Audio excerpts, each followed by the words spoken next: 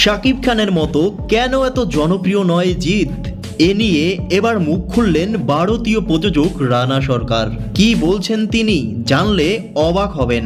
Dhallywood king Shakib Khan বছরে দুটি ঈদে তার সিনেমা আসা মানেই ছবি হিট। প্রতিবারের মতোই এবার ঈদে মুক্তি পেয়েছে শাকিব খানের তুফান। আর বক্স অফিসে ঝড় তুলে রেখেছে এই সিনেমাটি। তুফান দুই বাংলার যৌথ প্রযোজনায় নির্মিত হয়েছে। এই ছবিতে শাকিবের সঙ্গে নায়িকা হিসেবে রয়েছেন কলকাতার মিমি চক্রবর্তী। এমতো অবস্থায় টলিউডের সুপারস্টারদের নিয়ে মন্তব্য করেছেন জনপ্রিয় প্রযোজক রানা সরকার। কলকাতার সকল নায়কদের চাইতে শাকিবকে এগিয়ে রাখলেন রানা। তিনি বলেন, শাকিব খান অভিনেতা হিসাবে খুব ভালো সেটা নয়, তবুও তার প্রতিটি সিনেমা সুপারহিট হয়।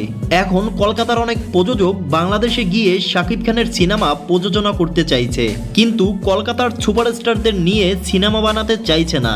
এখন টলিউডের নায়করা তাদের নিজেদের সিনেমা নিজেরা প্রযোজনা করছেন। রানা সরকার দাবি করেন, ভারতীয় বাংলা সিনেমার নায়কদের চেয়ে শাকিব খানের জনপ্রিয়তা অনেক বেশি। প্রিয় দর্শক, শাকিব খানকে নিয়ে রানা সরকারের এমন মন্তব্য আপনি কিরকম দেখছেন জানিয়ে দিন নিচে কমেন্ট বক্সে।